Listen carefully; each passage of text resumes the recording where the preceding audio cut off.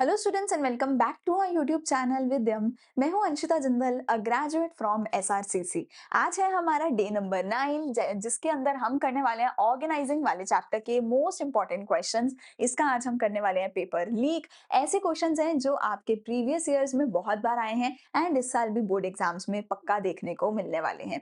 So already हमारे पास planning तक 4 chapters हो चुके हैं। इकोनॉमिक्स, अकाउंटेंसी, हर चीज के इंपॉर्टेंट क्वेश्चन आ रहे हैं। नेशनल इनकम की बहुत सारी वीडियोस आ गई हैं। मैं कल मोस्ट इंपॉर्टेंट क्वेश्चंस लाऊंगी नेशनल इनकम के। सो हर चीज चल रही है। चैनल को लाइक शेयर सब्सक्राइब करो, पूरी सीरीज को फॉलो करो एंड चैनल में कोर्सेज के सेक्शन में जाके आपको हर सब्जेक्ट के लिए डिटेल लेक्चर्स की प्लेलिस्ट मिलेगी, वो जाकर देखो। आपको हमारे इस चैनल पे फ्री में पूरी तैयारी कराई जाएगी बोर्ड्स में 100 आउट ऑफ 100 लाने की। ठीक है, सो जल्दी से चैनल को फॉलो कर लेना। करते हैं आज के लेक्चर को स्टार्ट, ऑर्गेनाइजिंग के चैप्टर को। बोला गया है एक इनफॉर्मल ऑर्गेनाइजेशन में अथॉरिटी कैसे आती है in an informal organisation. Informal organisation का क्या मतलब होता है? एक ऐसी ऑर्गेनाइजेशन जहां पे कोई रिटन रूल्स एंड रेगुलेशंस नहीं है। ठीक है, कोई रूल्स रेगुलेशंस वहां पे रिटन में नहीं होते हैं। वहां पे कोई स्केलर चेन नहीं होती है। वहां पे कोई ऐसा नहीं होता है कि कोई एक सीनियर है, कोई जूनियर है, ठीक है, कोई टॉप मैनेजमेंट है, कोई मिडिल है, कोई लोअर है। वो सब चीजें वहां नहीं होती है। वहां पर जो है आपस की दोस्ती की वजह से, अपनी आपस की जो पर्सनल नीड्स है उसकी वजह से जो है नेटवर्क बनता है, उसकी वजह से जो है पूरी चीज बनती है। ठीक है, तो वहां पे अथॉरिटी कैसे आती है? कोई पोजीशन है इन द मैनेजमेंट नहीं, जैसा मैंने बोला वहां पे आपकी पर्सनल नीड्स की वजह से आपकी ऑर्गेनाइजेशन बन रही है। कंपनी की वजह से नहीं बन रही। कंपनी के रूल एंड पॉलिसीज वहां पे लागू नहीं होते, स्केलर चेन वहां पे नहीं होता, पर्सनल क्वालिटीज जो है वो वहां पर आपकी होती है। ठीक है, सो ये हमारा आंसर होगा। Organizing provides a clear description of jobs and related duties. This helps to avoid confusion and duplication. कहते हैं कि जो ऑर्गेनाइजिंग है उसकी वजह से एक बहुत क्लियरली हम बता देते हैं कि क्या जॉब होगी, क्या ड्यूटी होगी आपकी, जिसकी वजह से किसी भी तरीके का कंफ्यूजन नहीं होता, किसी भी तरीके का ओवरलैप नहीं होता काम का।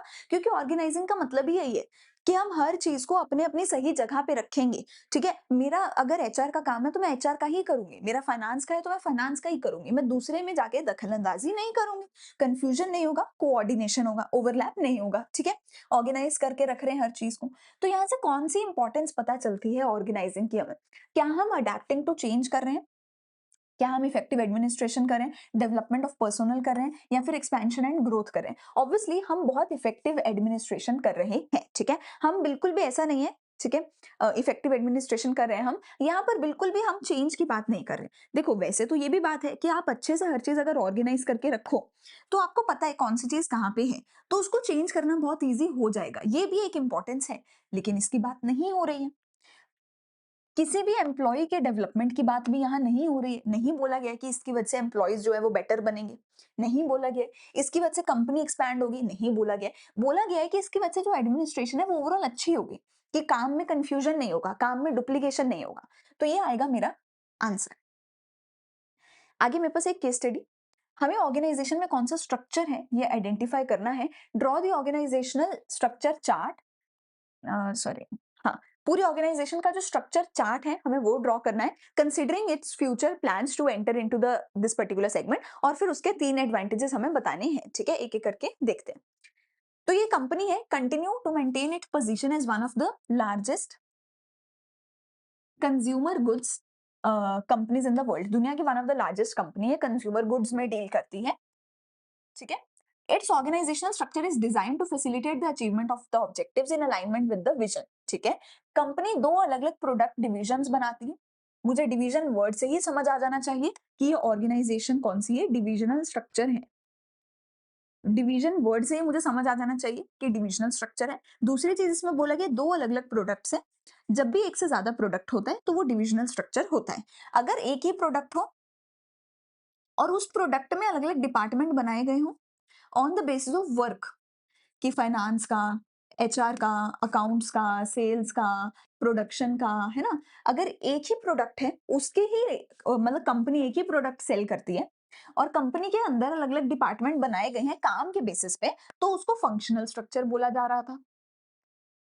फंक्शनल स्ट्रक्चर हर एक कंपनी में होता ही है, क्योंकि काम के बेस पे तो डिपार्टमेंट बनाए ही जाते हैं। लेकिन डिविजनल स्ट्रक्चर सिर्फ वहां होता है जहां पर एक से ज्यादा प्रोडक्ट होता है। वहां पर काम के बेस पे तो बनता ही है, लेकिन अलग अलग प्रोडक्ट के बेस पे भी अलग अलग डिवीजन बनती है। तो ये मेरा डिविजनल स्ट्रक्चर है। क्योंकि ये 2 अलग-अलग प्रोडक्ट्स में डील कर रहा है और डिवीज़न वर्ड से भी मुझे समझ आ गया, ये डिविज़नल स्ट्रक्चर है, ठीक है? Looking ahead, the company is focusing on embracing changes so that it can continue to be the market leader.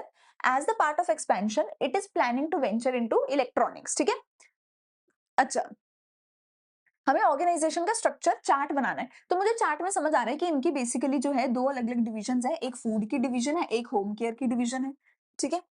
और तो कुछ नहीं है। और फिर तीसरा हमारे पास क्या हो जाएगा? तीसरा इलेक्ट्रॉनिक का सेगमेंट हो जाएगा, मतलब तीसरी डिवीजन ये हो जाएगी, ठीक है ना?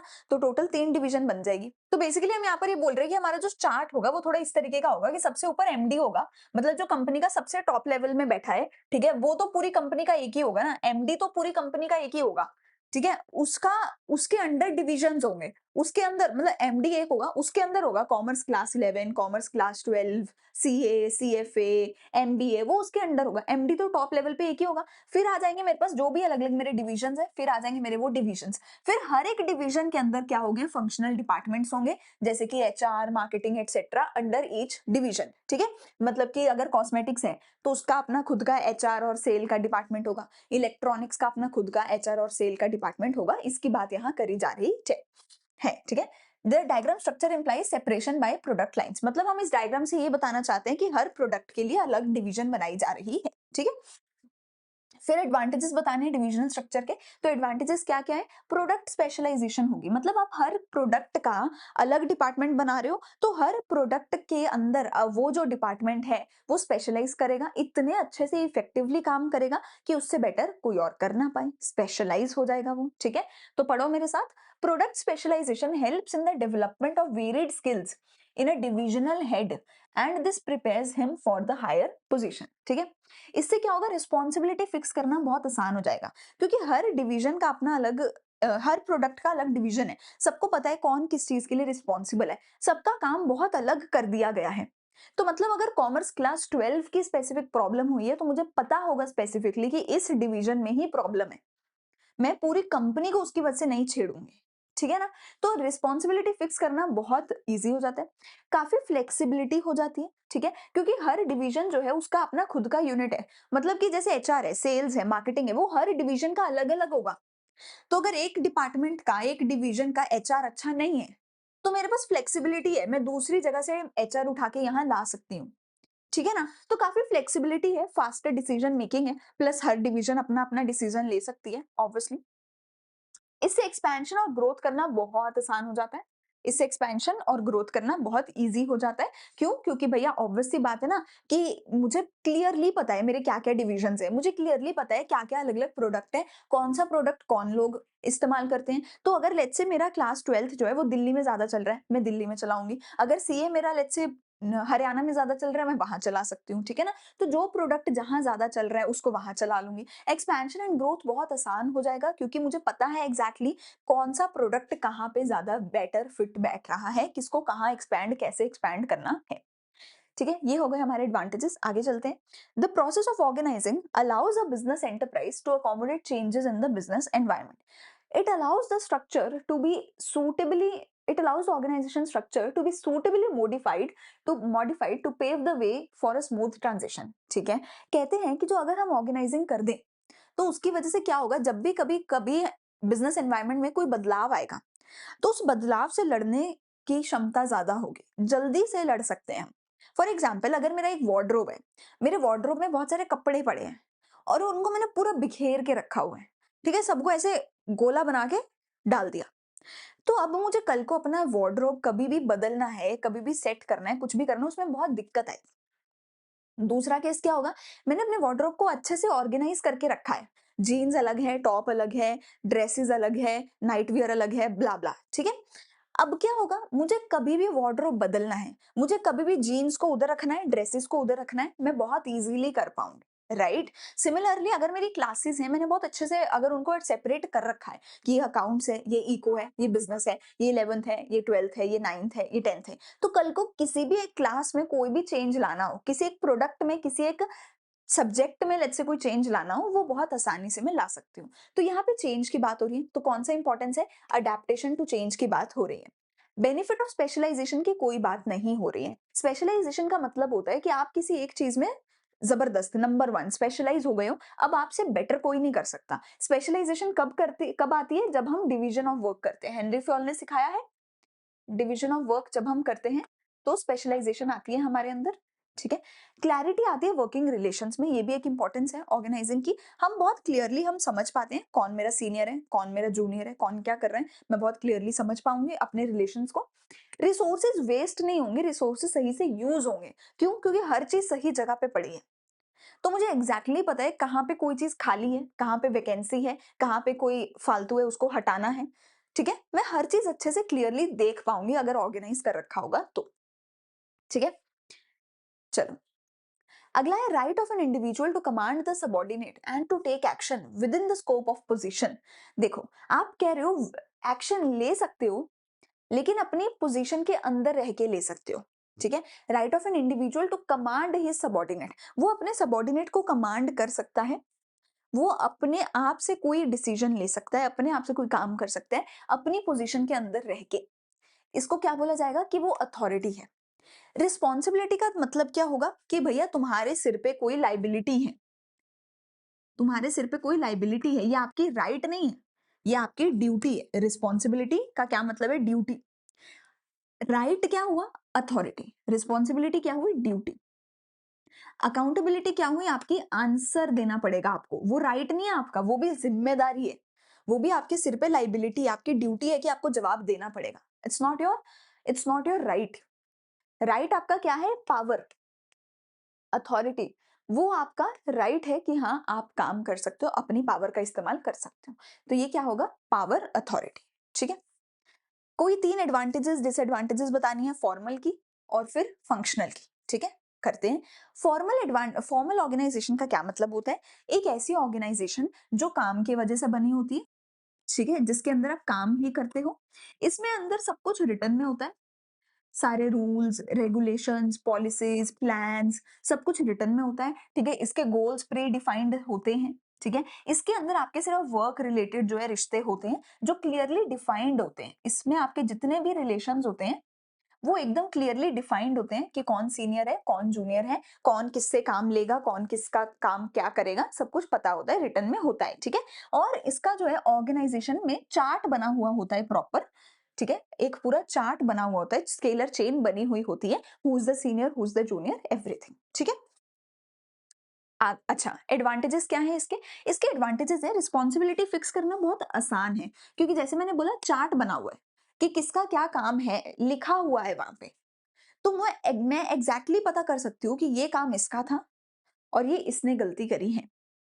इनफॉर्मल ग्रुप में क्या होता है? किसने गलती करी पता ही नहीं, कोई अफवाह फैल गई, किसने फैलाई पता ही नहीं, ठीक है ना? ये काम किसने करना था पता ही नहीं, क्योंकि इनफॉर्मल ग्रुप में कुछ रिटर्न में होता ही नहीं। अब तुम्हारा फ्रेंड्स ग्रुप होगा, तुम्हारे फ्रेंड्स ग्रुप में से किसने तुम्हारे साथ वो करी है, धोखा किया है, तुम्हें पता ही नहीं चलेगा, ठीक है ना? क्योंकि लिखित में कुछ नहीं होता है, ठीक है? लेकिन यहाँ पे हर चीज रिटर्न में होती है, तो हमें पता है कि कौन गलत कर रहा है, ठीक है? सब कुछ क्लियरली डिफाइंड होता है, ठीक है?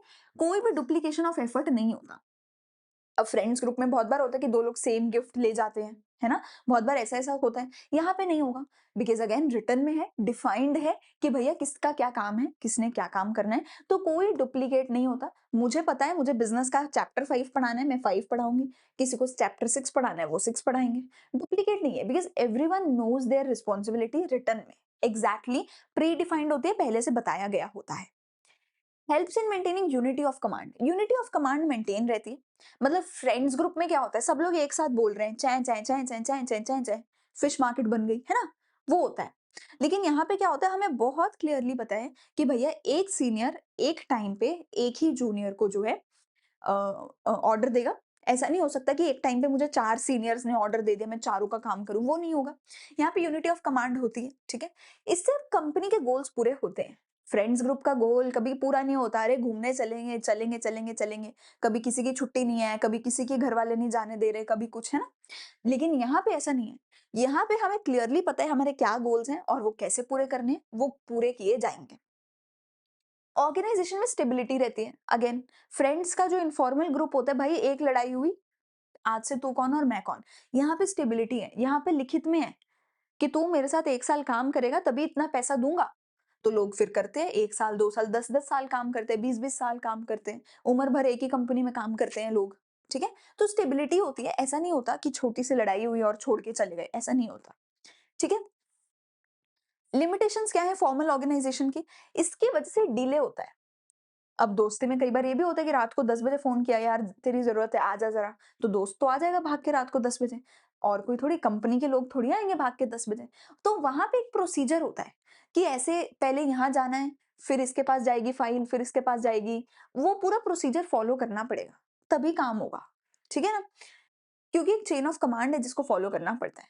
अगर पुअर ऑर्गेनाइजेशन प्रैक्टिस है तो उसकी वजह से जो है it may not provide adequate recognition to the talent. कई बार जो क्रिएटिव लोग होते हैं उनको नहीं मिलता उनका रिकॉग्निशन, जो सीनियर होते हैं वो उनका लाइमलाइट छीन के ले जाते हैं। ठीक है? It does not allow any deviation from the policies. ठीक है? Difficult to understand all the human relation in enterprise and it is more emphasis on structure and work. कहते हैं यहाँ पे इंसानों के रिश्तों को अहमियत नहीं मिलती है, सारे का सारा अहमियत सिर्फ काम को मिलती है। तो लोगों का आपस में क्या रिश्ता है, लोग अपने बॉस को अच्छा समझते हैं, बुरा समझते हैं, पसंद करते हैं कि नहीं, वो सब हम यहाँ नहीं समझ पाते, क्योंकि यहाँ पर जो है सिर्फ काम के ऊपर फोकस होता है। फिर है एडवांटेजेस फंक्शनल स्ट्रक्चर की। फंक्शनल स्ट्रक्चर वो होती है जहाँ पे अलग-अलग डिपार्टमेंट बनाए जाते हैं on the basis of work. हर एक कंपनी में फंक्शनल स्ट्रक्चर तो होता ही है, चाहे वो छोटी हो या बड़ी हो, एक प्रोडक्ट हो या मल्टीपल प्रोडक्ट हो, हर कंपनी में काम के बेसिस पे तो फंक्शनल स्ट्रक्चर तो बनता ही है। ठीक है? मतलब कि एक एचआर का हो गया, एक अकाउंट्स का हो गया, एक सेल्स का हो गया, एक परचेज का हो गया, एक प्रोडक्शन का हो गया, एंड सो ऑन। ठीक है? तो फंक्शनल स्ट्रक्चर हर कंपनी में होता है। It leads to occupational specialisation. कहते हैं काम की स्पेशलाइजेशन आती है इसमें, कि मैं अगर एचआर में ही काम कर रही हूँ तो मैं एचआर की स्पेशलाइज हूँ, फाइनेंस में कर रही हूँ तो फाइनेंस की स्पेशलाइज हूँ, बिजनेस पढ़ा रही हूँ तो बिजनेस की हूँ। तो आप अपने काम में स्पेशलाइज हो जाते हो क्योंकि आप अपने काम पे ही फोकस कर रहे हो, काम के बेस पे ही डिपार्टमेंट बने हैं। ठीक है? मैन पावर एम्प्लॉइज जो है सही से उनको यूटिलाइज कर सकते हो, क्योंकि जिस इंसान को, जिस एम्प्लॉय को जो काम आता है उसको वही काम दे दो, उसी डिपार्टमेंट में डाल दो। तो हर एम्प्लॉय अपनी मर्जी का काम कर पाता है। Control and coordination with in a department हो पाती है। क्यों? क्योंकि सिमिलर तरीके के टास्क को इकट्ठा करके एक डिपार्टमेंट बना दिया, तो with in the department same तरीके का काम हो रहा है, तो वहां पे कंट्रोल कोऑर्डिनेशन अच्छे से हो पाती है, एफिशिएंसीज बढ़ जाती है। ठीक है? बिकॉज अगेन एक डिपार्टमेंट सिर्फ एक चीज पे फोकस कर रहा है, मतलब एक एचआर है जो दिन रात सिर्फ इसी पे फोकस कर रहा है कि मुझे बेस्ट टैलेंट लेके आना है अपनी कंपनी में, तो वो बहुत एफिशिएंटली काम कर पाएगा, बिकॉज उसका सिर्फ एक ही काम है, स्पेशलाइजेशन हो रही है। ठीक है? डुप्लीकेशन नहीं होती, बिकॉज अगेन हर डिपार्टमेंट का अपना अलग काम है, सो कोई डुप्लीकेशन नहीं है। एचआर वाला एचआर करेगा, कोई दूसरा एचआर के काम में दखल नहीं करेगा, तो डुप्लीकेशन नहीं होगी। ट्रेनिंग काफी आसान हो जाती है, क्योंकि हमें बहुत लिमिटेड चीजें सिखानी है, मुझे आपको सब कुछ नहीं सिखाना, मुझे आपको सिर्फ एचआर का काम ही सिखाना है, तो ट्रेनिंग काफी आसान हो जाती है क्योंकि लिमिटेड चीजें ही सिखानी है।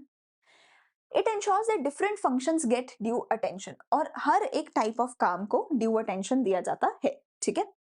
आगे चलते हैं। अगला मेरे पास बोलता है असर्शन रीजन है, authority flows downward from superior to subordinate. Authority का मतलब होता है पावर।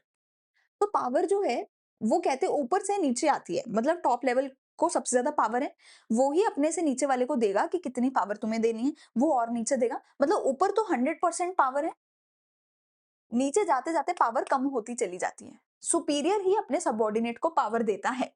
ये बात बिल्कुल सच है, ये बात बिल्कुल ट्रू है। तो एजर्शन इज ट्रू, तो ये हटा दो।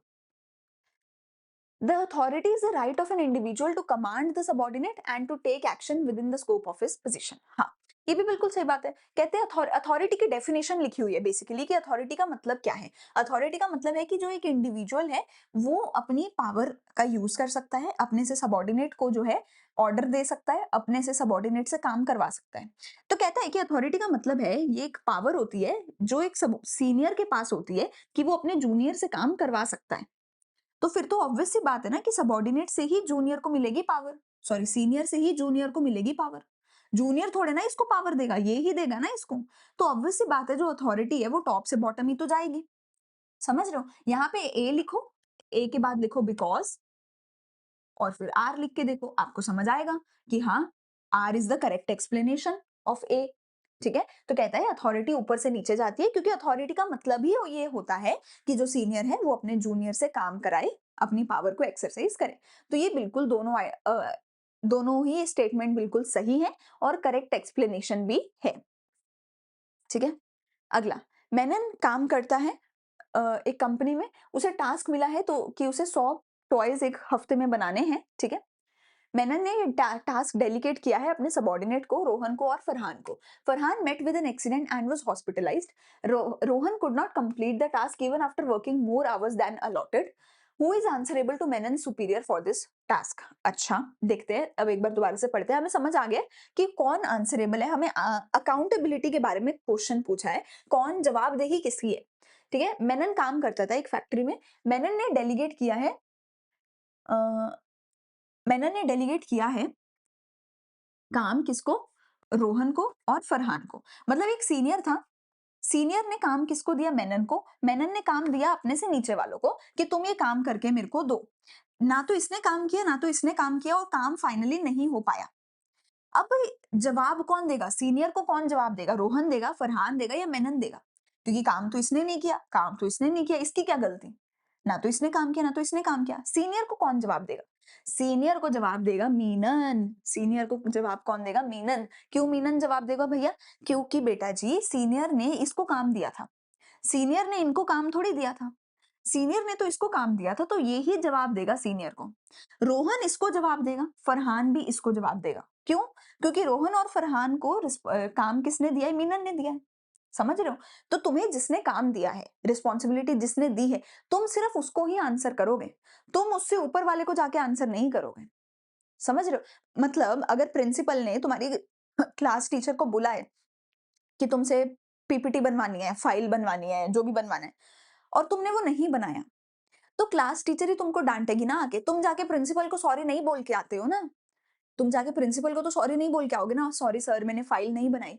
तुम जाके अपनी क्लास टीचर को ही सॉरी बोलोगे ना। वही वाली बात है कि प्रिंसिपल ने टीचर को काम दिया, टीचर ने तुम्हें दिया। अगर तुमने काम नहीं किया तो तुम टीचर से डांट खाओगे और फिर टीचर प्रिंसिपल से डांट खाएगा। ठीक है? तो जो जिसको जवाब काम देता है उसी से जवाब मांगता है। ठीक है? तो यहाँ पे मेनन को सीनियर ने काम दिया था, तो मेनन ही अपने सीनियर को जवाब देगा, आंसर देगा, अकाउंटेबल होगा मेनन। ठीक है? अच्छा, एक ऑर्गेनाइजेशन का decision to opt for the functional और divisional will vary with the nature and type of activity performed by it. तो फंक्शनल और डिविजनल में डिफरेंस बताना है on the basis of the following: formation, specialisation, responsibility, cost, managerial development और coordination. काफी अच्छा question है। ठीक है, देखते हैं दूसरा क्या है, डिसेंट्रलाइजेशन के बारे में है। तो डिसेंट्रलाइजेशन के बारे में भी देखेंगे। हमें क्वेश्चन बोल रहा है फंक्शनल के बारे में और डिविजनल के बारे में कि इनके बीच में डिफरेंस बताओ। मैं आपको बेसिक फिर से बता रही हूँ कि ये एवरी टाइप ऑफ ऑर्गेनाइजेशन में होगा, हर ऑर्गेनाइजेशन में होगा। ये सिर्फ उसमें होगा जिसमें मोर देन वन प्रोडक्ट है। ठीक है, ये हर ऑर्गेनाइजेशन में होगा, चाहे एक प्रोडक्ट है या एक से ज्यादा। क्यों? क्योंकि यहाँ पे काम के बेसिस पे डिफरेंस किया जाता है और हर ऑर्गेनाइजेशन में एचआर, अकाउंट्स, सेल्स सब कुछ होता है। अगर मेरा एक प्रोडक्ट है तो एक प्रोडक्ट की सेल होगी। अगर एक से ज्यादा प्रोडक्ट है तो क्या होगा? तो पहले मैं प्रोडक्ट के बेस पे डिवीजन बनाऊंगी कि प्रोडक्ट ए, प्रोडक्ट बी, और फिर हर डिवीजन के अंदर फंक्शन के बेस पे डिपार्टमेंट बनाऊंगी कि प्रोडक्ट ए का सेल, प्रोडक्ट ए का अकाउंट्स, प्रोडक्ट ए का एचआर, फिर प्रोडक्ट बी का एचआर, बी का सेल, बी का ये है ना।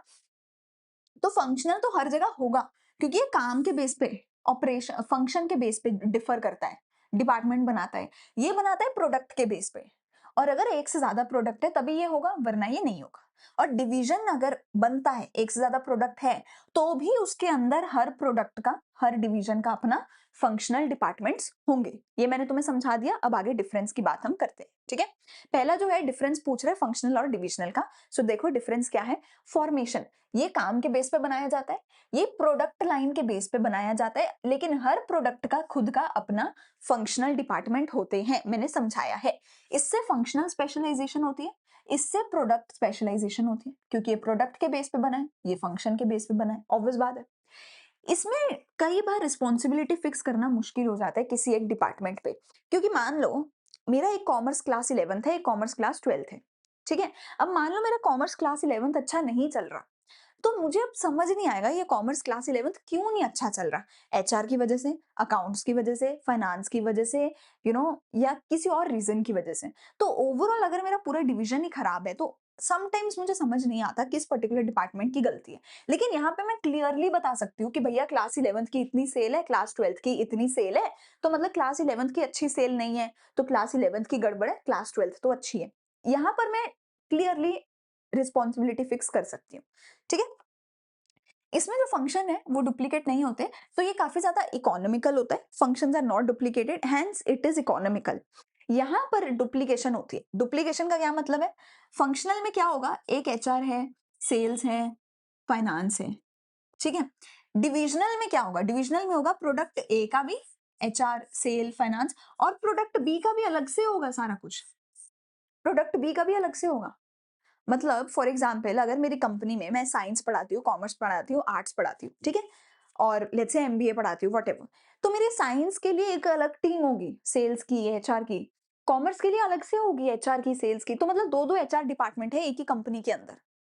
समझ रहे हो? तो यहाँ पे डुप्लीकेशन होता है। डिविजनल के केस में डुप्लीकेशन होता है, तो ये ज्यादा कॉस्टली होता है, ये कम कॉस्टली होता है। ठीक है। It is difficult to achieve the managerial development as each functional manager has to report to the top management. यहाँ पे कहता है हर फंक्शनल मैनेजर को टॉप मैनेजमेंट को जवाब देना पड़ता है। तो ये यहाँ पे थोड़ी सी मैनेजरियल डेवलपमेंट कम होती है, लेकिन यहाँ पे मैनेजरियल डेवलपमेंट आसान होती है as autonomy and chance to perform multiple functions are available. यहाँ पे क्या होता है, इसमें क्या होता है, आप अपना ही काम करोगे, सिर्फ एचआर का ही काम करोगे, फाइनेंस का ही काम करोगे, तो यहाँ पे आप सिर्फ उतना ही सीखोगे। यहाँ पे आप पूरा क्लास 12th का एक्सपोजर ले सकते हो, पूरी क्लास 11th का एक्सपोजर ले सकते हो, हर पूरी प्रोडक्ट लाइन का एक्सपोजर ले सकते हो। तो यहाँ पे आपका जो एम्प्लॉय है उसका ज्यादा डेवलपमेंट हो जाएगा। ठीक है। कोऑर्डिनेशन इसमें थोड़ा सा डिफिकल्ट हो सकता है। ठीक है। Coordination is difficult in a multi product company. Coordination is easy because all the functions related to a product are integrated in one department. तो यहाँ पर कहते हैं कि कोऑर्डिनेशन कंपैरेटिवली इजी हो जाती है क्योंकि सारे फंक्शंस एक पर्टिकुलर प्रोडक्ट के एक ही डिवीजन में आ जाते हैं। यहाँ पे कई बार जो है कोऑर्डिनेशन थोड़ी सी मुश्किल हो जाएगी अगर आपके पास मल्टी प्रोडक्ट कंपनी है तो। ठीक है।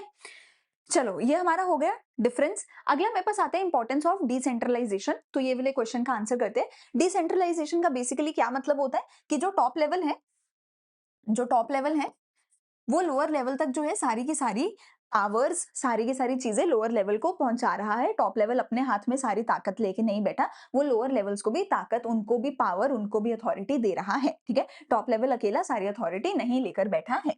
ठीक है। इसको डिसेंट्रलाइजेशन बोला जाता है। सेंट्रलाइजेशन में क्या होता है, टॉप लेवल के पास ही है सारी authority to take decision, to make the decisions. ठीक है। लोअर लेवल के पास कोई अथॉरिटी नहीं है, वो सेंट्रलाइजेशन होता है। सेंट्रलाइजेशन में क्या होता है कि जो लोअर लेवल है ना वो कोई डिसीजन नहीं लेता, तो वो दुखी रहते हैं, फ्रस्ट्रेटेड रहते हैं, इरिटेटेड रहते हैं कि मुझे कुछ नहीं करने को मिलता।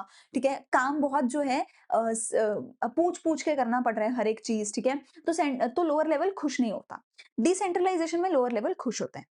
लेकिन डिसेंट्रलाइजेशन में लोअर लेवल के पास कई बार ज्यादा पावर हो जाए तो वो बिगड़ जाते हैं, वो काम खराब कर देते हैं, आप उनमें रिस्पॉन्सिबिलिटी नहीं फिक्स कर पाते हो। ठीक है। लेकिन लोअर लेवल हैप्पी रहता है and a lot of times काम जल्दी हो जाते हैं क्योंकि बार बार टॉप लेवल को पूछना नहीं पड़ेगा। ठीक है। सेंट्रलाइजेशन में तो बार बार ऊपर पूछना पड़ेगा तो काम डिले हो सकता है। ठीक है। तो ये कुछ एक बेसिक चीजें हैं। तो इंपॉर्टेंस ऑफ डिसेंट्रलाइजेशन क्या है कि हमारे सबॉर्डिनेट्स खुश रहते हैं, अपनी मर्जी से इनिशिएटिव लेके आगे बढ़ के कंपनी के भले के लिए काम करते हैं। क्यों? क्योंकि उनके पास डिसीजन मेकिंग पावर होती है। ठीक है। एम्प्लॉइज का भी भला होता है, उनका भी टैलेंट डेवलप होता है क्योंकि एम्प्लॉय भी काम कर रहा है, डिसीजन ले रहा है, तो एम्प्लॉय सीख रहा है कि कैसे मैं डिसीजन लूं और कैसे मैं भी कल को मैनेजर बन सकूं। अगर वो कुछ सीखेगा ही नहीं तो वो भी कल को मैनेजर नहीं बन पाएगा। तो इसलिए एम्प्लॉय सीखता है और कल को अगले दिन वो भी मैनेजर बनने की ताकत रखता है। ठीक है। क्योंकि they get a chance to prove their abilities and create a reservoir of qualified manpower. ठीक है। क्विक डिसीजन मेकिंग हो जाती है क्योंकि हर चीज बार बार ऊपर जाके पूछनी नहीं पड़ रही, हर चीज बार बार पूछनी नहीं पड़ रही सीनियर को। ठीक है ना, अपने आप से काम हो रहे हैं, लोअर लेवल अपने आप से काम कर रहा है तो डिसीजन मेकिंग जल्दी हो रही है। टॉप मैनेजमेंट के लिए रिलीफ है, वो बेचारे बैठ के जो है हर चीज को नहीं देख रहे हैं, वो सिर्फ इंपॉर्टेंट चीजों के बारे में सोच रहे हैं, छोटी मोटी चीजें लोअर लेवल अपने आप ही कर रहा है, तो बर्डन कम हो रहा है टॉप लेवल का। फैसिलिटेट्स ग्रोथ, कंपनी की ग्रोथ होती है। क्यों? क्योंकि अब कंपनी जो है सिर्फ टॉप लेवल के भरोसे नहीं बैठी, कंपनी के लोअर लेवल भी अपने आप डिसीजन ले रहे हैं, अपने आप काम कर रहे हैं, तो कंपनी में अब ग्रोथ हो रही है। And better control, better control रहता है, क्यों? क्योंकि जो लोअर लेवल है, वो भी अपने आप से डिसीजन ले रहा है, तो लोअर लेवल भी अपने लेवल पे देख सकता है कि मतलब जो मिडल लेवल है, वो अपने लेवल पे देखेगा कि कौन-सा लोअर लेवल का बंदा अच्छे से काम कर रहा है, नहीं कर रहा। जो लोअर लेवल है, वो अपने लेवल पे देखेगा कि लेबर क्लास में से नीचे जो वर्कर्स हैं, उनमें से कौन अच्छे से काम कर रहा है, कौन नहीं कर रहा। उनके पास पावर है कि जो अच्छे से काम नहीं कर रहा, उसको निकाल दो, उसको डाँट दो, उसको पेनल्टी लगा दो, ठीक है? तो इससे क्या होता है, हर एक लेवल पे कंट्रोल बेटर होता है, ठीक है? आगे चलते हैं। अगला क्वेश्चन मेरे पास क्या आता है, असर्शन रीजन है। बोला है organising is the process of defining and grouping the activities of the enterprise and establishing authority relation among them. सही बात है। ऑर्गेनाइजिंग की वजह से सिमिलर टाइप ऑफ एक्टिविटीज को हम ग्रुप करके उनका एक डिपार्टमेंट बना देते हैं और उनके बीच में अथॉरिटी रिस्पॉन्सिबिलिटी का रिलेशन बना देते हैं, ताकि पता चल जाए सिमिलर टाइप ऑफ काम है, इस डिपार्टमेंट में होगा, कौन सीनियर होगा, कौन जूनियर होगा। ये सब ऑर्गेनाइजिंग में ही तो होता है। बिल्कुल सही बात है। स्टेटमेंट टू कहती है कि प्रोसेस ऑफ ऑर्गेनाइजिंग में क्या होता है, अलग अलग स्टेप्स होते हैं जिनकी मदद से आप अपने फाइनल गोल तक पहुंच सकते हो। ये भी सही बात है। ऑर्गेनाइजिंग का भी अपना पूरा एक प्रोसेस होता है, तो दोनों ही स्टेटमेंट्स बिल्कुल ट्रू हैं, ठीक है। Concept of management which led to improvement in the speed and flexibility of leave approval. कहते हैं लीव अप्रूवल बहुत जल्दी हो रही थी, स्पीड से हो रही थी, फ्लेक्सिबल हो रही थी। तो मुझे लग रहा है यहाँ पे डिसेंट्रलाइजेशन की बात हो रही होगी, क्योंकि काम जल्दी हो रहा है। पर एक बार देखते हैं। मल्टीनेशनल कंपनी है, 1000 एम्प्लॉइज हैं, अलग अलग डिपार्टमेंट्स हैं। लीव एप्लीकेशन जो है had to be approved by the departmental heads. The approver delay हो रहा था, जब हेड को करना होता था तो डिले हो रहा था। तो इस प्रॉब्लम को सॉल्व करने के लिए क्या किया, लीव एप्लीकेशन 10 दिन तक की बोला कि हर लेवल का मैनेजर जो है 10 दिन तक की छुट्टी दे सकता है। यानी हमने क्या किया, डिसेंट्रलाइज कर दिया कि सिर्फ टॉप लेवल नहीं करेगा, जो लोअर लेवल है वो भी अपने आप पे काम कर सकता है, ठीक है। तो ये हमारी क्या हो रही है, डिसेंट्रलाइजेशन हो रही है। अच्छा, फिर से टाइप ऑफ ऑर्गेनाइजेशन स्ट्रक्चर हमें बताना है और उसके एडवांटेजेस हमें बताने हैं। देखते हैं। कंपनी है, ठीक है, after the success it wants to diversify. अब अगर वो डाइवर्सिफाई कर रही है, अलग अलग प्रोडक्ट्स में जा रही है, तो ऑब्वियस सी बात है, तो वो डेफिनेटली डिविजनल स्ट्रक्चर में जा रही होगी। There are very homogeneous function in both the products, they set up a separate business unit for the watches. अब कहते हैं अलग अलग प्रोडक्ट्स हैं, तो दोनों ही प्रोडक्ट के लिए अलग अलग फंक्शनल डिपार्टमेंट बनाएंगे, दोनों के अलग अलग डिवीजन बनाकर। तो ऑब्वियसली यहाँ पे डिविजनल स्ट्रक्चर की बात हो रही है, ठीक है। तो इसकी तो हम बहुत डिटेल में ऑलरेडी बात कर चुके हैं। Importance of delegation. अगला क्वेश्चन आता है इंपॉर्टेंस ऑफ डेलीगेशन, इसकी बात अब हम करते हैं। डेलीगेशन क्या होता है, देखो डेलीगेशन अलग होता है डिसेंट्रलाइजेशन से। डिसेंट्रलाइजेशन में मैं क्या बोलती हूँ कि जो लोअर लेवल है उसको पूरी तरीके से पावर दे दो, उसको पूरी तरीके से पावर दे दो कि वो जो चाहे जैसे चाहे कर सकता है। लेकिन डेलीगेशन में मैं क्या करती हूँ, लोअर लेवल को पावर तो देती हूँ, पर विद इन लिमिट्स देती हूँ, उसको लिमिटेड पावर देती हूँ, उसको बोलती हूँ कि भैया थोड़ी सी पावर है तेरे पास, इससे बाहर तू काम नहीं कर सकता, इतनी ही पावर है, इससे बाहर का काम हुआ तो मैं ही देखूंगा, ठीक है। तो उसको डेलीगेशन बोला गया है। डेलीगेशन करने का मेजर जो है रीजन होता है वो ये होता है कि टॉप लेवल अपने सिर का भार कम करना चाहता है। डिसेंट्रलाइजेशन करने का जो मेजर रीजन होता है वो ये होता है कि हम कंपनी को ग्रो करना चाहते हैं, ओवरऑल कंपनी का भला करना चाहते हैं, कंपनी में हर चीज ओवरऑल जल्दी करना चाहते हैं। पर डेलीगेशन सिर्फ और सिर्फ टॉप लेवल अपने सिर के भार को कम करने के लिए करता है, ठीक है। सो हमारे डेलीगेशन की इंपॉर्टेंस क्या क्या हुई। सबसे पहले इंपॉर्टेंस है मेरे पास effective management. Management obviously better होगी, क्योंकि लोअर लेवल भी काम करेगा, उसके पास भी एम्पावर पावर होगी, उसके पास भी काम करने की। एम्प्लॉय भी डेवलप होगा, क्योंकि एम्प्लॉय भी ऑब्वियसली काम करेगा, थोड़ा बहुत डिसीजन तो लेगा। एम्प्लॉय मोटिवेट होगा, ग्रोथ होगी। मतलब ये काफी सारे इसके जो एडवांटेजेस है सेम ही है डिसेंट्रलाइजेशन जैसे, ठीक है, बिकॉज उसी का छोटा भाई है ये, है ना। Basis of management hierarchy. कहते हैं कि जो टॉप लेवल है वही लोअर लेवल को डेलीगेट करेगा ना काम। तो इसके बेसिस पे मुझे हायरार्की पता चल जाती है कि किसने काम किसको दिया। ए ने बी को काम दिया, तो मतलब ए सीनियर है, बी जूनियर है, ठीक है। जूनियर थोड़ी अपने सीनियर को काम दे सकता है। और ओवरऑल कोऑर्डिनेशन बेटर होने लग जाती है, ठीक है, क्योंकि हमें पता है सबको अपना अपना काम मिल गया, सबको अपनी अपनी ड्यूटी मिल गई, है ना, सबको पावर मिल गई। सो नाउ वी नो किसको क्या करना है, प्लस हम रिस्पॉन्सिबिलिटी भी फिक्स कर सकते हैं उसकी, ठीक है। अच्छा, आगे मेरे पास आता है एक मैचिंग, ओके। तो इसमें अगर मैं देखूं, अम, ये वाला अगर मैं मैच करूं, नंबर 3 वाला अगर मैं मैच करूं, तो नंबर 3 वाले में चारों अलग अलग ऑप्शन है, ठीक है, तो एक ही कर सकती हूँ, ठीक है, इन चारों में से एक ही होगा। तो assignment of duties, duty assign करना। तो यहाँ पर अगर असाइनमेंट ऑफ ड्यूटी में देखूं, एस्टैब्लिश क्लियर रिलेशन, नहीं, इसकी बात नहीं हो रही है। Divide the work into small, इसकी भी बात नहीं हो रही है, ठीक है। Identify the work and divide, इसकी बात नहीं हो रही है। Define the work of different job position, accordingly allocate work to various employees, हाँ, ये बात हो रही है हमारी किसकी, असाइनमेंट ऑफ ड्यूटीज की, कि अलग अलग लोगों को अलग अलग अपना काम जो है आप असाइन कर दो। तो ये मुझे लग रहा है 3 होगा नंबर 4 का, जिसकी वजह से ये वाली ऑप्शन मुझे सही लग रही है। अब सारे देखते हैं, 1 का है 3, identification and division of work.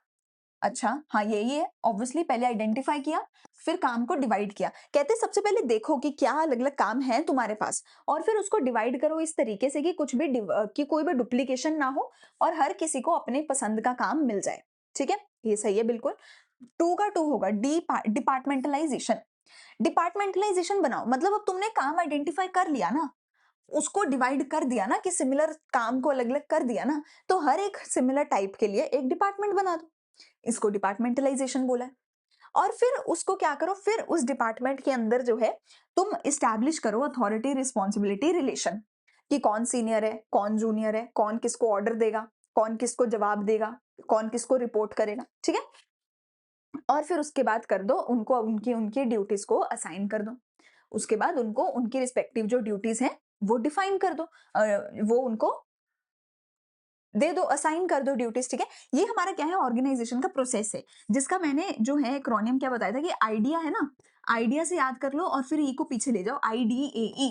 ये हमारा पूरे का पूरा क्या होता है, एक्रोनियम होता है ऑर्गेनाइजेशन के प्रोसेस का, ऑर्गेनाइजिंग के प्रोसेस का। ठीक है? चलो, अगला एक लास्ट क्वेश्चन करते हैं। अगला क्वेश्चन मेरे को बोलता है, identify the concept followed by Tarun which helped him in achieving the company के गोल्स। ठीक है? देखते हैं। सो बोलते हैं कि जो car open their new car showroom, they appointed Tarun as the general manager. However the high volume of work made it impractical to handle it all by himself. कहते हैं कि काम बहुत ज्यादा था, उसके दिमाग पे बहुत बोझ हो गया था, तो वो सब कुछ अपने आप नहीं कर सकता था। अब जब तुम सब कुछ अपने आप नहीं कर सकते और अगर इस वजह से तुम किसी और को अपना काम दे रहे हो, तो उसको डेलीगेशन बोला जाएगा। ठीक है? बाकी देख लेते हैं आगे, कुछ और तो नहीं है। He appoint Nikhil as a sales manager. Nikhil was given authority to take decision inherent in his managerial position. He not only had to ensure the sale target but was also to guide the sale and हाँ, and to report directly to तरुण। तो ये हमारे delegation की बात हो रही है, क्यों? क्योंकि इसके अपने खुद के दिमाग पे बोझ था, इसने इसलिए किसी जूनियर को बुला के उसको काम दिया और बोला तू ये थोड़ा सा काम संभाल और सीधा मुझे ही आके रिपोर्ट कर। तो यहाँ पे डेलीगेशन की बात हो रही है। अगर बोला जाता कि उसको एक्सपैंड करना था काम, ठीक है, काम जल्दी करवाना था, तो वो डिसेंट्रलाइजेशन होता है, एक्सपेंशन की बात नहीं करी है। खुद के बर्डन को कम करने के लिए डेलीगेशन किया जाता है। ठीक है? तो डेलीगेशन का कॉन्सेप्ट की यहाँ पे बात हो रही है। ठीक है? चलो, अभी आज की वीडियो को मैं यहीं पे एंड करती हूँ। हमारे पास और अभी काफ़ी सारे क्वेश्चंस ऑब्वियसली बचे होंगे, ठीक है? लेकिन उनको मैं आपके लिए छोड़ रही हूँ बिकॉज़ हमने काफ़ी सिमिलर टाइप ऑफ क्वेश्चन कर लिए हैं। मैंने डेलीगेशन बता दिया, डिसेंट्रलाइजेशन बता दिया, अथॉरिटी रिस्पॉन्सिबिलिटी अकाउंटेबिलिटी इसकी बात कर ली है, फंक्शनल और डिविजनल स्ट्रक्चर अच्छे से कर लिया है, फॉर्मल इनफॉर्मल अच्छे से कर लिया है, ऑर्गेनाइजिंग प्रोसेस पूरा अच्छे से कर लिया है, ठीक है? तो आई थिंक ऑलमोस्ट पूरा ही चैप्टर कवर कर लिया, ऑलमोस्ट हर तरीके का क्वेश्चन मैंने करवा दिया है आपको। अब इसके आगे काफ़ी क्वेश्चन रिपीट होने लग जाएँगे, तो मैं वीडियो को यहीं पे कर रही हूँ खत्म। जो भी एक्स्ट्रा क्वेश्चंस हैं, पीडीएफ आपको टेलीग्राम पे मिल जाएगा। आई थिंक 2-3 सेट के अभी और होंगे क्वेश्चंस बचे हुए।